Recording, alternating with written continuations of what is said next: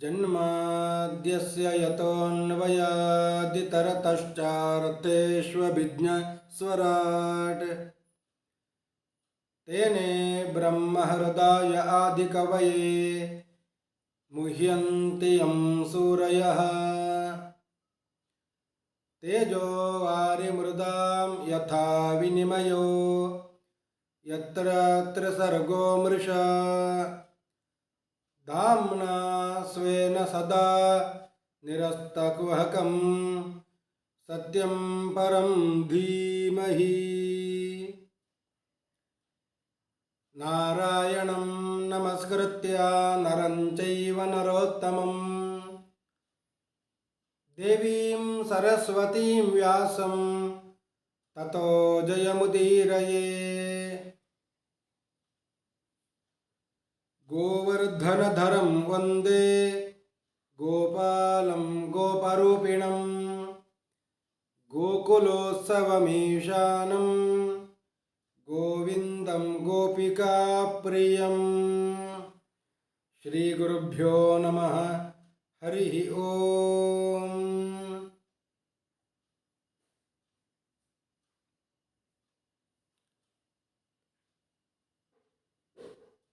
ಶುಕಾಚಾರ್ಯರು ಪರೀಕ್ಷಿತ ರಾಜನಿಗೆ ಭಾಗವತವನ್ನು ಹೇಳುತ್ತೇನೆ ಅಂತ ಹೇಳಿ ಪ್ರಾರಂಭ ಮಾಡಿದ್ದಾರೆ. ಏವಮೇತತ್ ಪುರಾ ಪೃಷ್ಟೋ ಮೈತ್ರೇಯೋ ಭಗವಾನ್ ಕಿಲ ಕ್ಷತ್ರ ವನಂ ಪ್ರವಿಷ್ಟೇನ ತ್ಯಕ್ತ್ವಾ ಸ್ವಗೃಹಂ ವೃದ್ಧಿಮತ್.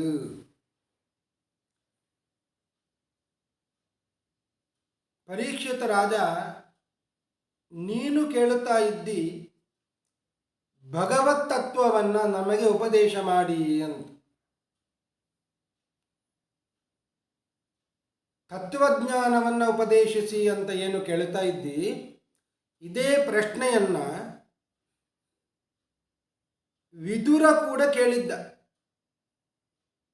ಯಾರಲ್ಲಿ ಕೇಳಿದ್ದ ಅಂದರೆ ಮೈತ್ರೇಯರಲ್ಲಿ ಕೇಳಿದ್ದ. ಕ್ಷತ್ರ ವನಂ ಪ್ರವಿಷ್ಟೇನ ತ್ಯಕ್ತ್ವ ಸ್ವಗೃಹಂ ವೃದ್ಧಿಮತ್. ಸ್ವಗೃಹಂ ತ್ಯಕ್ತ್ವ, ಎಂತಹ ಸ್ವಗೃಹ, ಮನೆಯನ್ನು ಬಿಟ್ಟಂತಹ ವಿದುರ. ವೃದ್ಧಿಮತ್, ಬೇಕಾದಂತಹ ಸುಖ ಸಮೃದ್ಧಿ ಇರುವಂತಹ ಮನೆ ಅದು. ಅಂತಹ ಮನೆಯನ್ನು ತ್ಯಜಿಸಿ ಕಾಡಿಗೆ ಹೋದಂತಹ ವಿದುರ ಮೈತ್ರೇಯರಲ್ಲಿ ತತ್ವವನ್ನು ಉಪದೇಶಿಸಿ ಅಂತ ಕೇಳಿದ್ದಾನೆ. ಈ ಮಾತನ್ನು ಹೇಳಿದ ಕೂಡಲೇ ಪರೀಕ್ಷಿತ ರಾಜ ಕೇಳುತ್ತಾನೆ, ವಿದುರ ಯಾಕೆ ಕಾಡಿಗೆ ಹೋದ? ಅವರಲ್ಲಿ ಯಾಕೆ ತತ್ವವನ್ನು ಉಪದೇಶ ಕೇಳಿಕೊಂಡ? ಹೇಳಬೇಕು ಅಂತ ಹೇಳಿದಾಗ ವಿದುರನಿಗೆ ಮೈತ್ರೇಯರು ಉಪದೇಶ ಮಾಡಿದ ಭಾಗವತವನ್ನೇ ಉಪದೇಶ ಮಾಡ್ತಾ ಇದ್ದಾರೆ. ಈ ಭಾಗವತ ಎಂಬಂತಹ ನದಿ, ಗಂಗಾ ಪ್ರವಾಹ, ಇದು ಎರಡೂ ಕಡೆಯಿಂದ ಬಂದಿರುವಂಥದ್ದು. ಒಂದು ಮೇಲಿನಿಂದ ಬಂತು, ನಾರಾಯಣ ದೇವರು ಬ್ರಹ್ಮದೇವರಿಗೆ, ಬ್ರಹ್ಮದೇವರು ನಾರದರಿಗೆ, ನಾರದರು ವ್ಯಾಸರಿಗೆ, ವ್ಯಾಸರು ಮತ್ತೆ ನಾರದರಿಗೆ, ಶುಕರಿಗೆ, ಶುಕರು ಪರೀಕ್ಷಿತ ರಾಜನಿಗೆ. ಹೀಗೆ ಬಂದರೆ ಇನ್ನೊಂದು ರೀತಿಯಾಗಿ ಕೆಳಗಿಂದ ಮೇಲಕ್ಕೆ ಬಂತು, ಪಾತಾಳದಿಂದ ಮೇಲಕ್ಕೆ ಬಂತು. ನಾರಾಯಣ ದೇವರು ಶೇಷದೇವರಿಗೆ ಉಪದೇಶ ಮಾಡಿದ್ರು. ಶೇಷದೇವರು ಸನತ್ ಕುಮಾರರಿಗೆ ಉಪದೇಶ ಮಾಡಿದ್ರು. ಸನತ್ ಕುಮಾರರು ಸಾಂಖ್ಯಾಯನರಿಗೆ ಉಪದೇಶ ಮಾಡಿದ್ರು. ಸಾಂಖ್ಯಾಯನರು ಇಬ್ಬರಿಗೆ ಉಪದೇಶ ಮಾಡಿದ್ರು, ಪಾರಾಶರರಿಗೆ ಮತ್ತು ಬೃಹಸ್ಪತಿ ಆಚಾರ್ಯರಿಗೆ. ಪಾರಾಶರರು ಮೈತ್ರೇಯರಿಗೆ ಉಪದೇಶ ಮಾಡಿದ್ರು, ಮೈತ್ರೇಯರು ವಿದುರನಿಗೆ ಹೇಳಿದ್ರು. ಹೀಗೆ ಶೇಷದೇವರಿಂದ ಬಂತು, ಮೇಲಿನಿಂದ ಬ್ರಹ್ಮದೇವರಿಂದ ಬಂತು. ಮೂಲ ಯಾರು ಅಂದರೆ ಅದು ನಾರಾಯಣ. ಹೀಗೆ ಮೈತ್ರೇಯರಿಗೆ ವಿದುರ ಪ್ರಶ್ನೆ ಮಾಡಿದ್ದ. ವಿದುರನಿಗೆ ಮೈತ್ರೇಯರು ಪಾರಾಶರರು ಹೇಳಿದಂತಹ ಭಾಗವತವನ್ನು ಉಪದೇಶ ಮಾಡಿದ್ರು. ಪರೀಕ್ಷಿತ ರಾಜ ಕೇಳ್ತಾನೆ, ವಿದುರ ಯಾಕೆ ಕಾಡಿಗೆ ಹೋದ? ಸುಖ ಸಮೃದ್ಧಿಯಿಂದ ಕೂಡಿದ ಮನೆಯನ್ನು ತ್ಯಾಗ ಮಾಡಿ ಹೋದ, ಏನಾಗಿತ್ತು? ಧೃತರಾಷ್ಟ್ರನ ಮಕ್ಕಳು ದುರ್ಯೋಧನಾದಿಗಳು ಬಹಳ ದುಷ್ಟರು. ಕರ್ಣನು ಕೂಡ ಸೇರಿಕೊಂಡಿದ್ದ. ದುಷ್ಟ ಬುದ್ಧಿಯಿಂದ, ಶಕುನಿಯ ಕುಟಿಲತೆಯಿಂದ ಜೂಜಿನಲ್ಲಿ ಪಾಂಡವರನ್ನು ಸೋಲಿಸಿ ನಾಡಿನಿಂದ ಕಾಡಿಗೆ ಅಟ್ಟಿದ್ದ. 12 ವರ್ಷ ವನವಾಸ, 1 ವರ್ಷ ಅಜ್ಞಾತವಾಸವನ್ನು ಮಾಡಿದ್ದರು ಪಾಂಡವರು. ಪಾಪ ಬಂದ ಮೇಲೆ, ಇದೆಲ್ಲವನ್ನು ಮುಗಿಸಿ ಬಂದ ಮೇಲೆ ಅವರಿಗೆ ಸೇರಬೇಕಾದ ರಾಜ್ಯ ಕೊಡಬೇಕಿತ್ತು, ಆದರೆ ಕೊಡುವುದಿಲ್ಲ ಅಂತ ತೀರ್ಮಾನ ಮಾಡಿದ್ದರು. ವಿದುರ ಧೃತರಾಷ್ಟ್ರನಿಗೆ ಬಹಳವಾಗಿ ಹೇಳಿದ್ದಾನೆ. ವಿದುರ ನೀತಿ ಅಂತಲೇ ಪ್ರಸಿದ್ಧವಾಗಿದೆ. ಆದರೂ ಧೃತರಾಷ್ಟ್ರ ಪುತ್ರ ವ್ಯಾಮೋಹದಿಂದ ರಾಜ್ಯವನ್ನು ಕೊಡಲಿಕ್ಕೆ ಮನಸ್ಸು ಮಾಡಲಿಲ್ಲ. ಕೃಷ್ಣನು ಕೂಡ ಬಂದಿದ್ದ ಸಂಧಾನಕ್ಕಾಗಿ. ಕೊನೆಯ ಮಾತು, ರಾಜ್ಯವನ್ನು ಅವರಿಗೆ ಸೇರಬೇಕಾದ ರಾಜ್ಯ ಕೊಡು, ಇಲ್ಲದಿದ್ದರೆ ಯುದ್ಧ ನಡೀತದೆ ಅಂತ. ಆ ಕೃಷ್ಣನನ್ನೇ ದುರ್ಯೋಧನಾದಿಗಳು ಅಡ್ಡ ಹಾಕಿ ಕಟ್ಟಿ ಹಾಕಲಿಕ್ಕೆ ನೋಡಿದ್ದಾರೆ. ವಿದುರನಿಗೆ ಬಹಳ ಸಿಟ್ಟು ಬಂದು ಧೃತರಾಷ್ಟ್ರನ ಬಳಿಯಲ್ಲಿ ಬಹಳವಾಗಿ ಬೈತಾನೆ.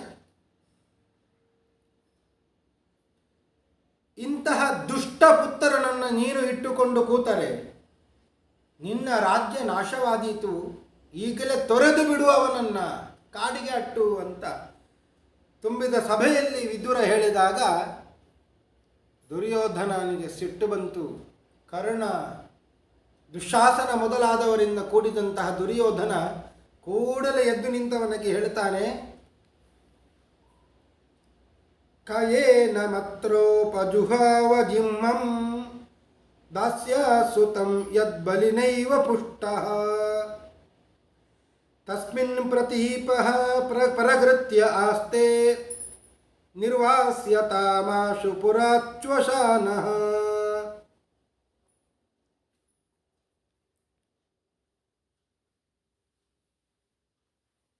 ವಿದುರನ ಮಾತು ಅದು ಪ್ರಿಯವಾದಂತಹ ಮಾತು. ನಿಜವಾಗಿಯೂ ನೋಡಲಿಕ್ಕೆ ಹೋದರೆ ದುಷ್ಟಪುತ್ರನನ್ನು ತ್ಯಾಗ ಮಾಡು ಅಂತ. ಆದರೆ ಈ ವಿದುರನ ಮಾತು ದುರ್ಯೋಧನನಿಗೆ ಸಹ್ಯವಾಗಲಿಲ್ಲ. ಅವ ಹೇಳುತ್ತಾನೆ, ಈ ವಕ್ರ ಬುದ್ಧಿಯುಳ್ಳಂತಹ ಈ ದಾಸೀಪುತ್ರನನ್ನು ಇಲ್ಲಿಗೆ ಯಾರು ಕರೆದಿದ್ದು? ದಾಸ್ಯಾಹ ಸುತಂ ಯದ್ ಬಲಿನೇವ ಪುಷ್ಟಃ. ನಾವು ಹಾಕಿದ ಕೂಳನ್ನೇ ತಿಂದು ನಮಗೆ ಎದುರು ಮಾತನಾಡುತ್ತಾ ಇರುವಂತಹ ಇವನನ್ನು ಯಾರು ಕರೆದಿದ್ದು?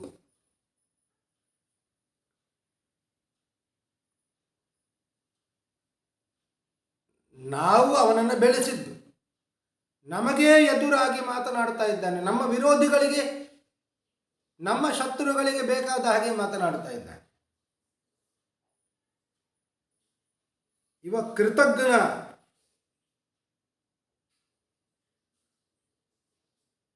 ಇವನನ್ನು ಕೊಲ್ಲುವುದು ಬೇಡ, ಇವನನ್ನು ಈಗಲೇ ಹೊರಗಾಕಿ ಅಂತ ಹೇಳಿದ. ಅಷ್ಟು ಸಿಟ್ಟಿನಿಂದ ಈ ಮಾತನ್ನ ವಿದುರನಿಗೆ ದುರ್ಯೋಧನ ಹೇಳಿದಾಗ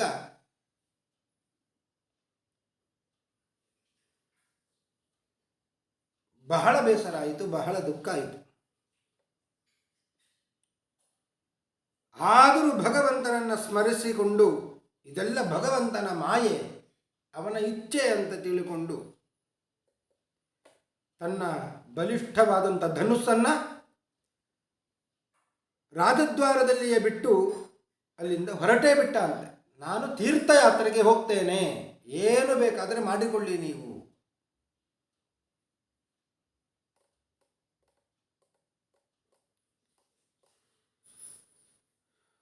ವಿದುರ ತೀರ್ಥಯಾತ್ರೆ ಮಾಡುತ್ತಾ ಮಾಡುತ್ತಾ ಹೋಗುವಾಗ ಪ್ರಭಾಸ ಎಂಬಂತಹ ಕ್ಷೇತ್ರಕ್ಕೆ ಬಂದ. ಅಲ್ಲಿ ಕೃಷ್ಣನ ಸ್ನೇಹಿತ ಉದ್ಧವ ಭೇಟಿಯಾದ. ಆ ಉದ್ಧವ ಅಂದರೆ ಯಾರು? 5ನೇ ವರ್ಷದಿಂದಲೇ ಕೃಷ್ಣನನ್ನ ಸೇವಿಸ್ತಾ ಇದ್ದಂತಹ ಉದ್ಧವ. ಬಾಲ್ಯದಿಂದಲೇ ಕೃಷ್ಣನ ಮೇಲೆ ಪ್ರೀತಿಯನ್ನ ಮಾಡುತ್ತಾ ಇದ್ದವ ಉದ್ಧವ ಕೃಷ್ಣನ ಸಹಚಾರಿಯಾಗಿದ್ದ. ಅವನ ಭೇಟಿಯಾದ ಕೂಡಲೇ ಬಹಳ ಸಂತೋಷ ಆಯಿತು. ಕೃಷ್ಣನ ಸ್ನೇಹಿತ ಬಂದಿದ್ದಾನೆ, ಸಿಕ್ಕಿದ್ದಾನೆ ಅಂತ ಹೇಳಿ ಗಾಢವಾಗಿ ಆಲಿಂಗಿಸಿಕೊಂಡು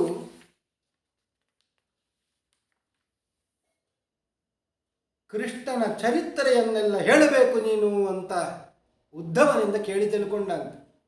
ಎಲ್ಲ ಗೊತ್ತಿದ್ದಿದ್ದೇ ವಿದುರನಿಗೆ, ಮತ್ತೆ ಮತ್ತೆ ಕೇಳಬೇಕು ಅನಿಸಿತು. ಆ ಬಾಲಲೀಲೆಗಳನ್ನೆಲ್ಲ ನೀನು ನೋಡಿದವ ಉದ್ಧವ, ಒಟ್ಟಿಗೆ ಇದ್ದವ, ಅದನ್ನೆಲ್ಲ ಹೇಳಬೇಕು ಅಂತ ಹೇಳಿದಾಗ ಉದ್ಧವ ಎಲ್ಲ ಬಾಲಲೀಲೆಯನ್ನು ಹೇಳಿದ. ಇಷ್ಟು ಕೇಳಿ ಆದಮೇಲೆ ಕೃಷ್ಣ ಹೇಗಿದ್ದಾನೆ ಈಗ? ಇನ್ನೇನು ಪರಂಧಾಮಕ್ಕೆ ಹೊರಟು ನಿಂತಿದ್ದಾನೆ ಅಂತ ಅಲ್ವಾ ಅಂತ. ಹೌದು. ಕೃಷ್ಣ ನನಗೆ ಬೇಕಾದಷ್ಟು ಉಪದೇಶ ಮಾಡಿದ್ದಾನೆ. ಹೌದು, ನನಗೆ ನೀನು ಉಪದೇಶ ಮಾಡು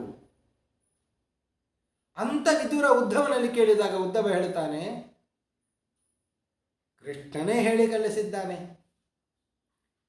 ವಿದುರ ಬರ್ತಾನೆ, ವಿದುರ ಅವನಿಗೆ ಹೇಳಬೇಕು ನೀನು ಮೈತ್ರೇಯರಲ್ಲಿ ತತ್ವೋಪದೇಶವನ್ನು ಪಡೀಲಿಕ್ಕೆ ಹೇಳಬೇಕು ಅಂತ. ಆದ್ದರಿಂದ ಕೃಷ್ಣನ ಆಜ್ಞೆ ಇದು, ಸ್ವಲ್ಪ ಮುಂದೆ ಹೋಗು, ಅಲ್ಲಿ ಮೈತ್ರೇಯರು ಸಿಗ್ತಾರೆ, ಅವರಲ್ಲಿ ಕೇಳು ಅಂತ ಉದ್ಧವ ಹೊರಟು ಹೋದ. ಉದ್ಧವ ಹೇಳಿದ ಹಾಗೆ ಮೈತ್ರೇಯರನ್ನು ಹುಡುಕಿಕೊಂಡು ವಿದುರ ಹೊರಟ. ಮೈತ್ರೇಯರು ಸಿಕ್ಕಿದ್ರು. ಮೈತ್ರೇಯರಿಗೆ ನಮಸ್ಕರಿಸಿದ. ಮೈತ್ರೇಯರಲ್ಲಿ ಪ್ರಶ್ನೆ ಮಾಡಿದ ವಿದುರ. ವಿಚಿತ್ರವಾದಂಥ ಈ ಜಗತ್ತು, ಇದನ್ನು ಭಗವಂತನೇ ಸೃಷ್ಟಿ ಮಾಡಿದ್ದು. ಅಂತಹ ಸೃಷ್ಟಿಯ ವೈಚಿತ್ರ್ಯ ಸ್ವರೂಪ ಹೇಗೆ ಆಯಿತು, ಏನು ಇದರ ಕಥೆಯನ್ನು ಹೇಳಬೇಕು ಅಂತ ಮೈತ್ರೇಯರಲ್ಲಿ ಕೇಳಿದ. ಮೈತ್ರೇಯರು ಸೃಷ್ಟಿಯ ವಿಷಯವನ್ನು ಹೇಳುತ್ತಾ ಇದ್ದಾರೆ. ಹೇಗೆ ಸೃಷ್ಟಿ ಆಯಿತು, ಯಾವಾಗ ಆಯಿತು, ಯಾರು ಮಾಡಿದ್ರು, ಇದೆಲ್ಲವನ್ನು ಕೂಡ ಮೈತ್ರೇಯರು ವಿಶದವಾಗಿ ಹೇಳ್ತಾ ಇದ್ದಾರೆ.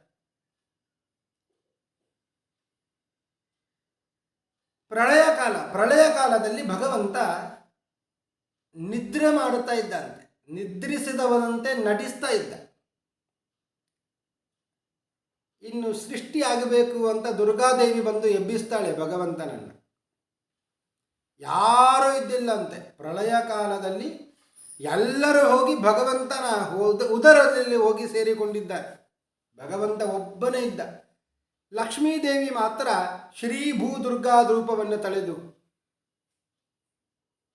ಶ್ರೀದೇವಿ ನೀರಾಗಿಯೂ, ಭೂದೇವಿ ಆಲದ ಎಲೆಯಾಗಿಯೂ, ದುರ್ಗಾದೇವಿ ಕತ್ತಲೆಯಾಗಿ ಇದ್ದಾಳೆ. ಅಂತೂ ಭಗವಂತ ಒಬ್ಬನೇ ಇದ್ದಾನೆ. ಭಗವಂತನ ನಿದ್ರೆ ಸಾಕು, ಈ ನಿದ್ರೆ ಅಂತ ದುರ್ಗಾದೇವಿ ವೇದಮಂತ್ರಗಳಿಂದ ಸ್ತೋತ್ರವನ್ನು ಮಾಡಿ ಭಗವಂತನನ್ನು ಎಬ್ಬಿಸ್ತಾಳೆ, ಸೃಷ್ಟಿ ಆರಂಭ ಆಗಲಿ ಅಂತ. ಭಗವಂತನು ಕೂಡ ನಿದ್ರೆಯಿಂದ ಎದ್ದವನಂತೆ ನಟನೆ ಮಾಡುತ್ತಾ ಎದ್ದು ಸೃಷ್ಟಿ ಮಾಡೋಣ ಅಂತ ಸೃಷ್ಟಿಗೆ ಬೇಕಾದಂತಹ 24 ತತ್ವಗಳನ್ನು ಸೃಷ್ಟಿ ಮಾಡಿದ್ದಾನೆ. ಬ್ರಹ್ಮಾಂಡದ ಸೃಷ್ಟಿಗೆ ಮೂಲ ಕಾರಣಗಳು ತತ್ವಗಳು.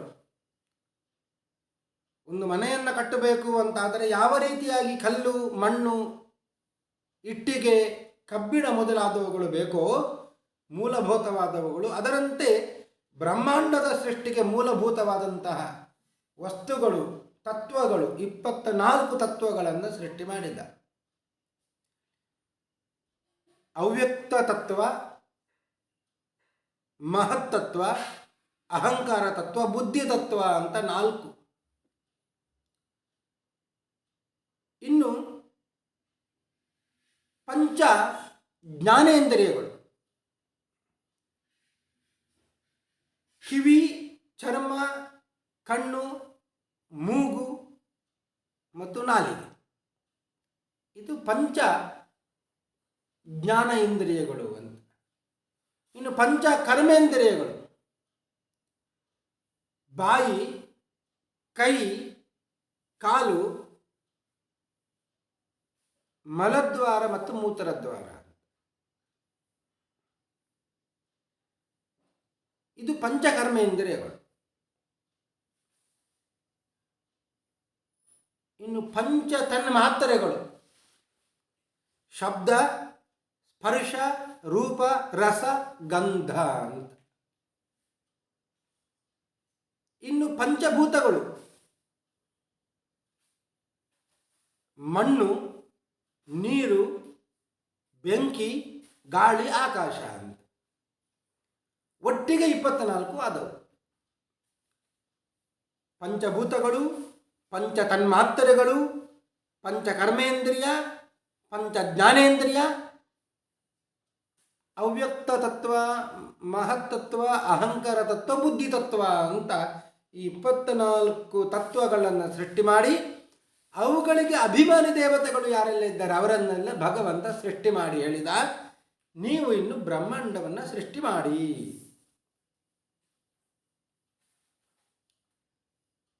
ಆ ತತ್ವಾಭಿಮಾನಿ ದೇವತೆಗಳು ಆಯಿತು ಅಂತ ಒಪ್ಪಿಕೊಂಡ್ರು ಅಂತ. ಆಯಿತು ಅಂತ ಒಪ್ಪಿಕೊಂಡು ಪ್ರಯತ್ನ ಪಡ್ತಾ ಇದ್ದಾರೆ. ಏನು ಮಾಡಿದ್ರು ಬ್ರಹ್ಮಾಂಡದ ಸೃಷ್ಟಿ ಮಾಡಲಿಕ್ಕೆ ಅವರಿಂದ ಸಾಧ್ಯ ಆಗ್ತಾ ಇಲ್ಲ. ಏತೇ ಹಿ ದೇವಾಃ ಪುನರಂಡ ಸೃಷ್ಟೌ ಅಶಕ್ನುವಂತಹ ಹರಿಮೇತ್ಯ ತುಷ್ಟುವು. ಬಹಳ ಪ್ರಯತ್ನ ಪಟ್ಟರು, ಆಗಲಿಲ್ಲ. ಬ್ರಹ್ಮಾಂಡದ ಸೃಷ್ಟಿ ಮಾಡಲಿಕ್ಕೆ ಆಗಲಿಲ್ಲ. ಮತ್ತೆ ಭಗವಂತನನ್ನೇ ಶರಣ ಹೊಂದುತ್ತಾರೆ, ಪ್ರಾರ್ಥನೆ ಮಾಡ್ತಾ ಇದ್ದಾರೆ ಅಂತ. ನಮಾಮತೆ ದೇವಪದಾರವಿಂದಂ ಪ್ರಪನ್ನ ತಾಪೋಪಶಮಾತಪತ್ರಂ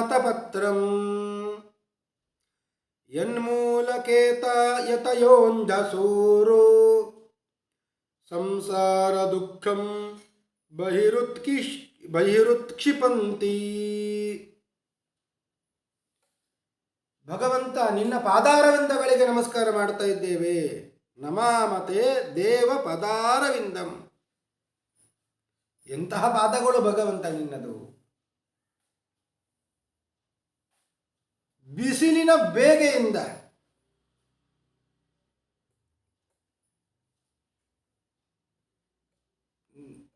ದುಃಖಗೊಂಡವರ ತಾಪವನ್ನು ಪರಿಹಾರ ಮಾಡುವಂಥವುಗಳು, ಅದಕ್ಕೆ ಛತ್ತರದಂತೆ ಇರುವಂತಹ ಪಾದಗಳು ನಿನ್ನದು. ಆ ಪಾದಗಳನ್ನು ಆಶ್ರಯಿಸಿಕೊಂಡರೆ ಸಾಕು, ಸಂಸಾರ ದುಃಖಂ ಬಹಿರುತ್ಕ್ಷಿಪಂತಿ. ಸಂಸಾರದಲ್ಲಿ ಎಲ್ಲರೂ ಬೆಂದು ಹೋಗ್ತಾ ಇದ್ದಾರೆ, ಅಂತಹ ದುಃಖ, ಸಂಸಾರ ದುಃಖವನ್ನೇ ಹೋಗಲಾಡಿಸಿ ಬಿಡುವಂತಹ ಪಾದಗಳು. ನಿನ್ನ ಪಾದಗಳನ್ನು ಶರಣು ಹೊಂದಿದ್ದೇವೆ ಅಂತ ಭಗವಂತನಿಗೆ ನಮಸ್ಕರಿಸಿ, ಭಗವಂತ, ನಮ್ಮಿಂದ ಸಾಧ್ಯ ಆಗ್ತಾ ಇಲ್ಲ, ನೀನೇ ಬ್ರಹ್ಮಾಂಡವನ್ನು ಸೃಷ್ಟಿ ಮಾಡಿಕೊಡಬೇಕು ಅಂತ ಪ್ರಾರ್ಥನೆ ಮಾಡಿಕೊಂಡ್ರು. ಭಗವಂತ ಆಯಿತು ಅಂತ ಹೇಳಿದ. 24 ತತ್ವಗಳಿಂದ ಬ್ರಹ್ಮಾಂಡವನ್ನು ಸೃಷ್ಟಿ ಮಾಡಿದ. 50 ಕೋಟಿ ವಿಸ್ತೃತ, 50 ಕೋಟಿ ಯೋಜನ ವಿಸ್ತಾರವಾದಂತಹ ಬ್ರಹ್ಮಾಂಡವನ್ನು 24 ತತ್ವಗಳಿಂದ ಸೃಷ್ಟಿಸಿದ. ಆ ಬ್ರಹ್ಮಾಂಡದ ಒಳಗೆ ನೀರನ್ನು ಸೃಷ್ಟಿಸಿದ. ನೀರಿನಲ್ಲಿ ಮಲಗಿದ. ಆ ನೀರಿನಲ್ಲಿ ಮಲಗಿದ್ದ ಕಾರಣವೇ ನಾರಾಯಣ ಅಂತ ಹೆಸರು ಬಂತು. ಆಪೋ ನಾರಾ ಇತಿ ಪ್ರೋಕ್ತ. ನಾರಾ ಅಂದರೆ ಏನು? ನೀರು. ನೀರಲ್ಲಿ ಆಶ್ರಯಿಸಿಕೊಂಡಿದ್ದಾನೆ ಅಯನ, ನಾರಾಯಣ ಅಂತ ಹೆಸರು ಬಂತು. ಅಂತಹ ನಾರಾಯಣ ಚೆನ್ನಾಗಿ ಮಲಗಿದ್ದಾನೆ. ಮಲಗಿಕೊಂಡು ತನ್ನ ನಾಭಿಯಿಂದ 14 ದಳಗಳುಳ್ಳಂತಹ ಒಂದು ಕಮಲವನ್ನು ಸೃಷ್ಟಿ ಮಾಡಿದ. ಕಮಲದಲ್ಲಿ ಬ್ರಹ್ಮನನ್ನು ಸೃಷ್ಟಿ ಮಾಡಿದ್ದ.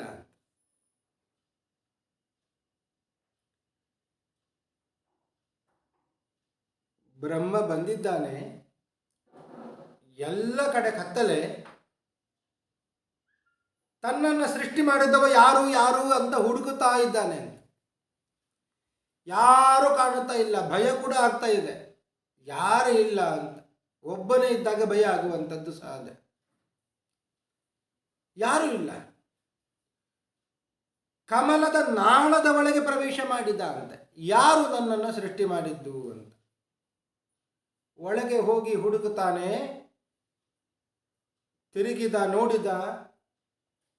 ನೋಡಿದ ಕೂಡಲೇ ಒಂದು ತಲೆ ಉತ್ಪತ್ತಿ ಆಯಿತು. ಒಂದು ತಲೆ ಇತ್ತು, ಇನ್ನೊಂದು ತಲೆ ಬಂತು. 4 ದಿಕ್ಕಿಗೆ ಮುಖ ಮಾಡಿ ನೋಡಿದ, 4 ತಲೆಗಳು ಬಂತು. ಚತ್ವಾರಿ ಲೇಭೆ ಅನುದಿಶಂ ಮುಖಾನಿ.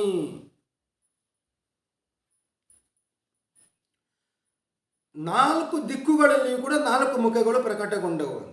ಎಲ್ಲಿ ನೋಡಿದರಲ್ಲಿ ಮುಖ ಬಂದು ಬಿಡುವಂತ ಚತುರ್ಮುಖ ಬ್ರಹ್ಮ ಅಂತ ಹೆಸರಾಯಿತು ಆಗಿನಿಂದ.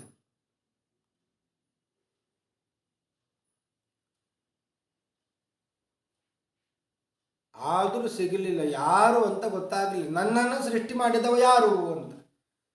ಕೊನೆಗೆ ತಪ ತಪ ಅಂತ ಶಬ್ದ ಕೇಳಿತು. ತಪಸ್ಸು ಮಾಡಿದ ಭಗವಂತ. ಬಂದ, ಇನ್ನಷ್ಟು ತಪಸ್ಸು ಮಾಡು ಅಂತ ಹೇಳಿದ. ಮತ್ತೆ ತಪಸ್ಸು ಮಾಡಿದ ಬ್ರಹ್ಮ.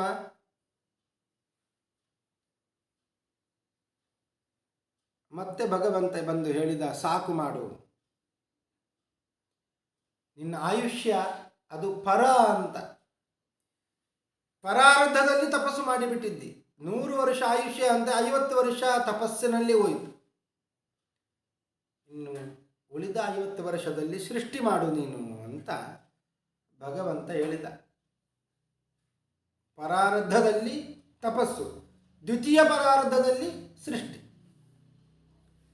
ಭಗವಂತನ ಮಾತನ್ನ ಮನ್ನಿಸಿ ಆಜ್ಞೆಯನ್ನು ಪಾಲಿಸ್ತಾ ಬ್ರಹ್ಮದೇವರು ಸೃಷ್ಟಿ ಮಾಡಿದ್ರು ಅಂತ. ಸೃಷ್ಟಿ ಪ್ರಾರಂಭ ಆಯಿತು.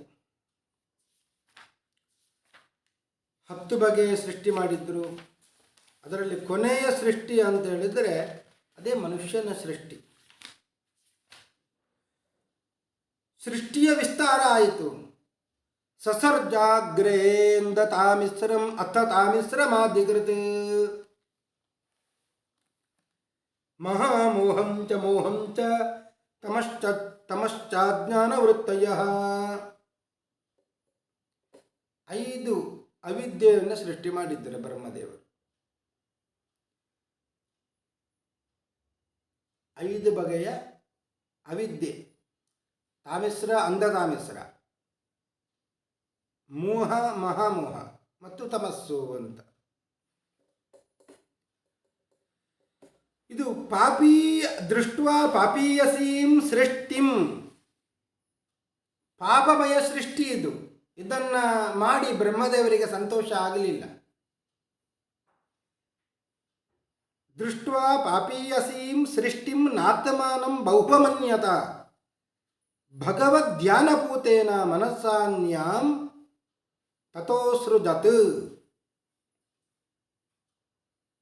ಮತ್ತೆ ಭಗವಂತನನ್ನು ಧ್ಯಾನ ಮಾಡಿ ಮನಸ್ಸಿನಿಂದ ಸೃಷ್ಟಿ ಮಾಡಿದ್ದರು. ಆ ಮನಸ್ಸಿನಿಂದ ಹುಟ್ಟಿದವರೇ ಸನಕ, ಸನಂದನ, ಸನಾತನ, ಸನತ್ ಕುಮಾರ ಅಂತ. ಸನತ್ ಕುಮಾರರು 4 ಹುಟ್ಟಿದ್ರು. ಸನಕಂ ಚ ಸನಂದಂಚ ಸನಾತನ ಮಥಾದ್ಮಭೂ ಸನತ್ ಕುಮಾರಂ ಚ ಮುನೀನ್ ನಿಷ್ಕ್ರಿಯಾನ್ ಊರ್ಧ್ವರೇತಸಃ. ಇವರನ್ನ ಸೃಷ್ಟಿ ಮಾಡಿ ಹೇಳಿದ್ರು, ತಾನ್ ಬಭಾಷೆ ಸ್ವಭೂ ಪುತ್ರಾನ್ ಪ್ರಜಾ ಸೃಜತ ಪುತ್ರಕಾ. ನೀವೆಲ್ಲ ಪ್ರಜಾ ಸೃಷ್ಟಿಯನ್ನು ಮಾಡಿ ಮುಂದುವರಿಸಿ. ನಿಮ್ಮನ್ನು ನಾನು ಸೃಷ್ಟಿ ಮಾಡಿದೆ, ನೀವು ಸೃಷ್ಟಿಯನ್ನು ಮುಂದುವರಿಸಿ ಅಂತ ಹೇಳಿದೆ. ತನ್ನೈಚ್ಛನ್ ಮೋಕ್ಷ ಧರ್ಮಾಣೋ ವಾಸುದೇವ ಪರಾಯಣ. ಈ ಸೃಷ್ಟಿಯೆಲ್ಲ ನಮಗೆ ಬೇಡಪ್ಪ, ನಮಗೆ ಭಗವಂತ ಬೇಕು ಅಂತ ತಪಸ್ಸಿಗಾಗಿ ಹೊರಟೇ ಬಿಟ್ಟರು ಅಂತ. ವಾಸುದೇವ ಪರಾಯಣ ತನ್ನೈಚ್ಛನ್ ಮೋಕ್ಷ ಧರ್ಮಾಣ.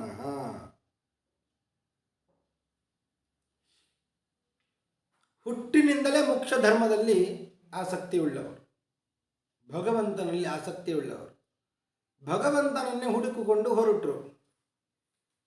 ಬ್ರಹ್ಮದೇವರಿಗೆ ಸಿಟ್ಟು ಬಂತು, ಸಿಟ್ಟಿನಂತೆ ತೋರಿಸಿಕೊಂಡ್ರು. ಸಿಟ್ಟು ಬಂದಿದ್ದೇ ತಡ, ಆ ಭ್ರೂ ಮಧ್ಯದಿಂದ ಒಬ್ಬ ಹುಟ್ಟಿದ. ಕಣ್ಣೆಲ್ಲ ಕೆಂಪಾಯಿತು. ಆ ಭ್ರೂಗಳ ಹುಬ್ಬುಗಳ ಮಧ್ಯದಿಂದ ಒಬ್ಬ ಕೂಡಲೇ ಹುಟ್ಟಿದ. ಧಿಯಾ ನಿಗೃಹ್ಯ ಮಾನೋಪಿ ಭ್ರುವೋರ್ ಮಧ್ಯಾತ್ ಪ್ರಜಾಪತೆ. ಸದ್ಯೋ ಜಾಯತ ತನ್ಮನ್ಯು ಕುಮಾರೋ ನೀಲಲೋಹಿತ. ಆ ಬ್ರಹ್ಮದೇವರ ಹುಬ್ಬುಗಳ ಮಧ್ಯದಿಂದ ಒಬ್ಬ ಹುಟ್ಟಿದ, ಕುಮಾರ ಹುಟ್ಟಿದ, ನೀಲಲೋಹಿತ ಕೆಂಪು ಬಣ್ಣದ ಓರ್ವ ಬಾಲಕ. ನೀಲಿ ಮತ್ತು ಕೆಂಪು ಬಣ್ಣದ ನೀಲಲೋಹಿತ ಕುಮಾರ. ಸದ್ಯೋದಾಯತ ಕೋಪದಿಂದಲೇ ಹುಟ್ಟಿದ್ದು.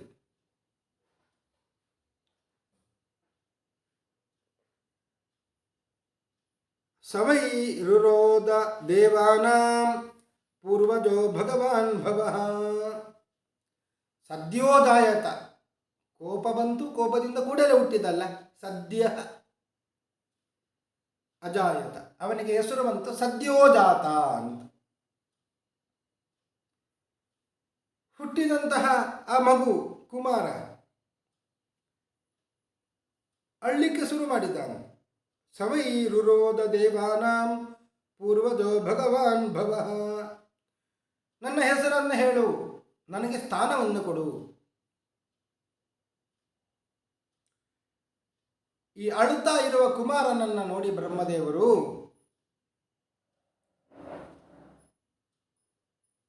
ಯದರೋಧೀಹಿ ಸುರಶ್ರೇಷ್ಠ ಸ್ವದ್ವೇಗ ಇವ ಬಾಲಕ ತತಸ್ತ್ವಾಂ ಅಭಿದಾಸ್ಯಂತಿ ನಾಮ್ನ ರುದ್ರ ಇತಿ ಪ್ರಜಾ.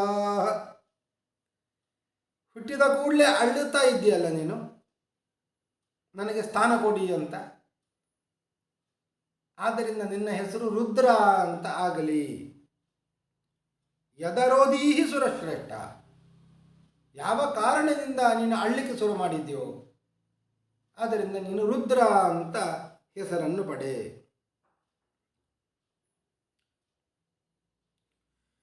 ನಿನಗೆ ಇದು ಮಾತ್ರವಲ್ಲದೆ 11 ಹೆಸರನ್ನು ಕೊಡುತ್ತೇನೆ. ಮನ್ಯು, ಮನು, ಮಹಿನಸ, ಮಹಾನು, ಶಿವ, ಋತಧ್ವಜ, ಉಗ್ರರೇತಸ, ಭವ, ಕಾಲ, ವಾಮದೇವ, ಧೃತವ್ರತ ಅಂತ ಈ 11 ಹೆಸರಿನಿಂದ ನೀನು ಪ್ರಖ್ಯಾತನಾಗ್ತಿ. ಏಕಾದಶ ರುದ್ರರು ಅಂತ ಹೇಳುತ್ತಾರೆ. ಮಾತ್ರವಲ್ಲ, ಅದಕ್ಕೆ ಸರಿಯಾಗಿ ಸ್ತ್ರೀಯರನ್ನು ಕೂಡ ಕೊಡುತ್ತೇನೆ. ಧೀಹಿ, ವೃತ್ತಿ, ಉಶನ, ಉಮಾ, ನಿಯೋತ್, ಸರ್ಪಿ, ಇಳ, ಅಂಬಿಕಾ, ಇರಾವತಿ, ಸುಧಾ ಮತ್ತು ದೀಕ್ಷಾ ಅಂತ ರುದ್ರಾಣಿಯರನ್ನು ಕೊಡುತ್ತೇನೆ. ಇವರೊಟ್ಟಿಗೆ ಸೇರಿಕೊಂಡು ಸೃಷ್ಟಿಯನ್ನು ಆರಂಭ ಮಾಡು. ಎಬಿಹಿ ಸೃಜ ಪ್ರಜಾ ಬಹುವೀಹಿ ಪ್ರಜಾನಾಮಸಿ ತತ್ಪತಿ.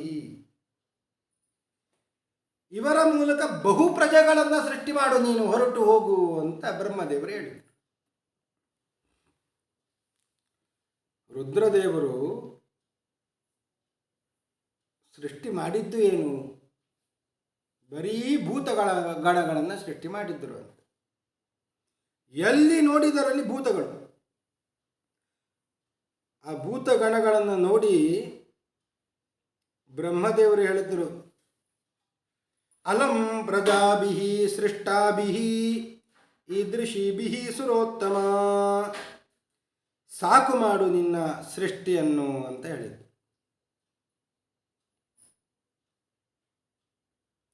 ನೀನು ಸೃಷ್ಟಿ ಮಾಡಿದ ಇವರೆಲ್ಲರೂ ಕೂಡ ಜಗತ್ತನ್ನೇ ಸುಡುತ್ತಾ ಇದ್ದಾರೆ.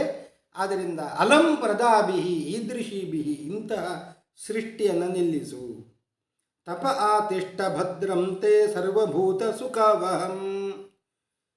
ಸೃಷ್ಟಿಯನ್ನು ನಿಲ್ಲಿಸಿ ತಪಸ್ಸನ್ನು ಪ್ರಾರಂಭ ಮಾಡು ಅಂತ ಹೇಳಿದ್ರು.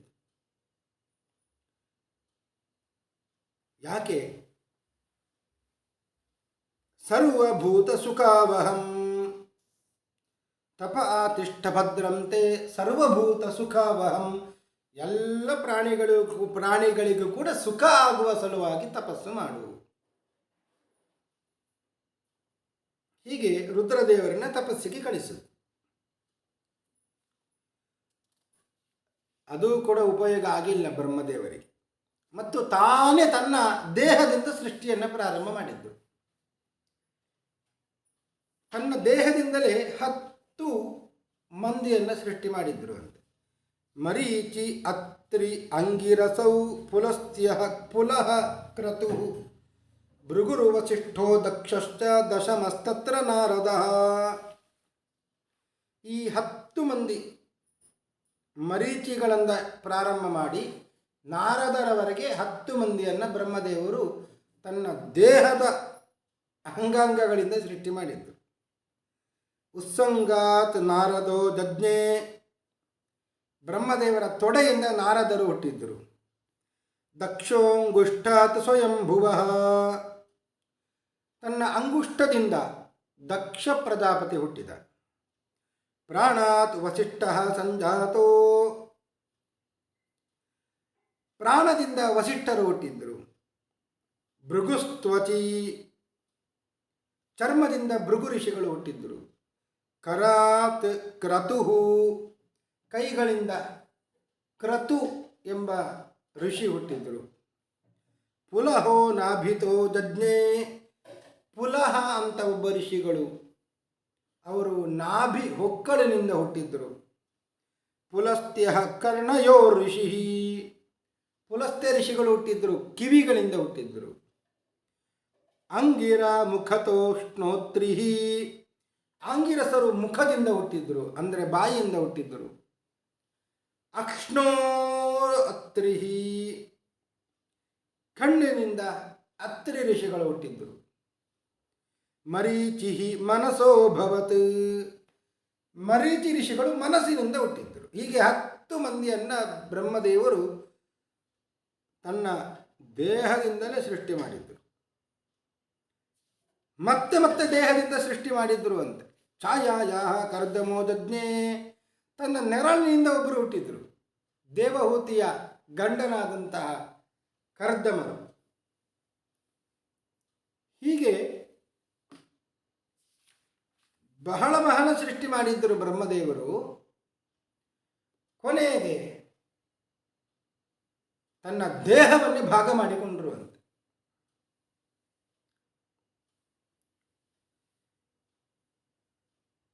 ಕಸ್ಯ ರೂಪಂ ಅಭೂದ್ವೇಧ ಯತ್ಕಾಯಂ ಅಭಿತಕ್ಷತೆ. ತಾಭ್ಯಾಂ ರೂಪ ವಿಭಾಗಾಭ್ಯಾಂ ಮಿಥುನಂ ಸಮಪದ್ಯತ.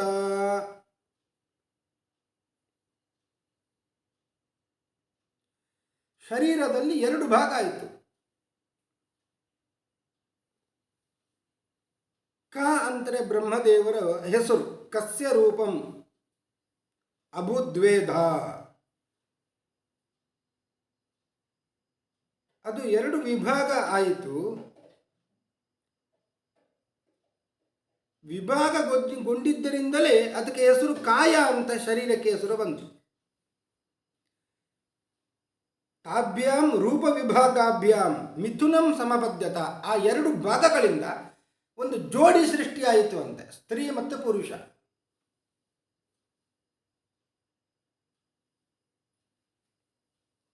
ಎಷ್ಟು ತತ್ರ ಪುಮಾನ್ ಸೋಭೂನ್ ಮನು ಸ್ವಯಂಭುವ ಸ್ವರಾಟ್.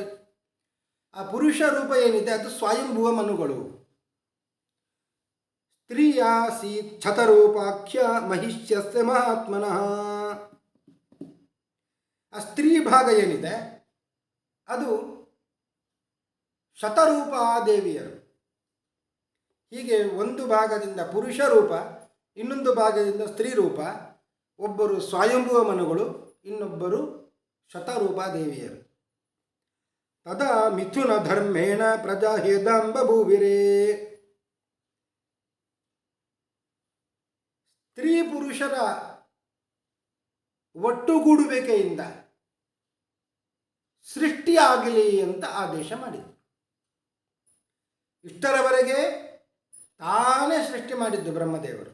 ಈಗ ಒಂದು ಜೋಡಿಯಿಂದ ಸೃಷ್ಟಿಯಾಗಲಿ ಅಂತ ಅಲ್ಲಿಂದ ಪ್ರಾರಂಭ ಆಯಿತು ಮಿಥುನ ಸೃಷ್ಟಿ. ಸ್ತ್ರೀ ಪುರುಷರಿಂದ ಸೃಷ್ಟಿಯ ಪ್ರಾರಂಭ ಆಯಿತು. ಸ್ವಯಂಭುವ ಮನುಗಳು ಶತರೂಪಾದೇವಿಯರಲ್ಲಿ 5 ಮಕ್ಕಳನ್ನು ಪಡೆದರು. ಸಚಾಪಿ ಶತರೂಪಾಯಾಂ ಪಂಚಪತ್ಯಾನ್ಯಜೀಜನತ್. ಯಾರವರೆಲ್ಲ? ಪ್ರಿಯವ್ರತೋತ್ಥಾನಪಾದೌ ತಿಸ್ರಃ ಕನ್ಯಾಶ್ಚ ಭಾರತ. ಒಬ್ಬ ಪ್ರಿಯವ್ರತ, ಇನ್ನೊಬ್ಬ ಉತ್ಥಾನಪಾದ ಅಂತ 2 ಗಂಡು ಮಕ್ಕಳು. ತಿಸ್ರಃ ಕನ್ಯಾಶ್ಚ ಜಾಯತ, 3 ಹೆಣ್ಣು ಮಕ್ಕಳು. ಆಕೂತಿರ್ ದೇವಹೂತಿಶ್ಚ ಪ್ರಸೂತಿರಿತಿ ಸತ್ತಮ. ಒಬ್ಬಳು ಆಕೂತಿ, ಇನ್ನೊಬ್ಬಳು ದೇವಹೂತಿ, ಇನ್ನೊಬ್ಬಳು ಪ್ರಸೂತಿ ಅಂತ. ಪ್ರಿಯವ್ರತ, ಉತ್ಥಾನಪಾದ, ಆಕೂತಿ, ದೇವಹೂತಿ, ಪ್ರಸೂತಿ ಅಂತ 5 ಮಕ್ಕಳನ್ನು ಪಡೆದುಕೊಂಡರು ಸ್ವಯಂಭುವ ಮನುಗಳು ಶತರೂಪಾದೇವಿಯಲ್ಲಿ. ಯಾರಿಗೆಲ್ಲ ಕೊಟ್ಟರು? ಆಕೂತಿಂ ರುಚಯೇ ಪ್ರಾದಾತ್. ರುಚಿ ಪ್ರಜಾಪತಿಗಳಿಗೆ ಆಕೂತಿಯನ್ನು ಕೊಟ್ಟು ಮದುವೆ ಮಾಡಿದ್ರು. ಕರ್ದಮಾಯತು ಮಧ್ಯಮಾಂ. ಕರ್ದಮ ಋಷಿಗಳಿಗೆ ದೇವಹೂತಿಯನ್ನು ಕೊಟ್ಟು ಮದುವೆ ಮಾಡಿದ್ರು. ದಕ್ಷ ಯಾದಾತ್ ಪ್ರಸೂತಿಂಚ. ದಕ್ಷ ಪ್ರಜಾಪತಿಗೆ ಪ್ರಸೂತಿಯನ್ನು ಕೊಟ್ಟು ಮದುವೆ ಮಾಡಿದ್ರು. ಯತ ಆಪೂರಿತಂ ಜಗತ್. ಇವರಿಂದಲೇ ಇಡೀ ಜಗತ್ತು ತುಂಬಿ ಹೋಯಿತು ಅಂತ. ದೇವಹೂತಿ, ಪ್ರಸೂತಿ, ಆಕೂತಿ ಇವರು 3 ಕನ್ಯೆಯರನ್ನು 3ರಿಗೆ ದಾನ ಮಾಡಿದ್ದರಿಂದ ಅವರಲ್ಲಿ ಆದ ಸಂತತಿಯಿಂದ ಇಡೀ ಜಗತ್ತು ತುಂಬಿ ಹೋಯಿತು. ಹೀಗೆ ಬ್ರಹ್ಮದೇವರಿಂದ ಸೃಷ್ಟಿ ಮುಂದುವರಿಯಿತು ಎಂಬಲ್ಲಿಗೆ ಇವತ್ತಿನ ಉಪನ್ಯಾಸವನ್ನು ಮುಗಿಸ್ತಾ ಇದ್ದೇನೆ. ಶ್ರೀ ಕೃಷ್ಣಾರ್ಪಣಮಸ್ತು. ಹರಯೇ ನಮಃ.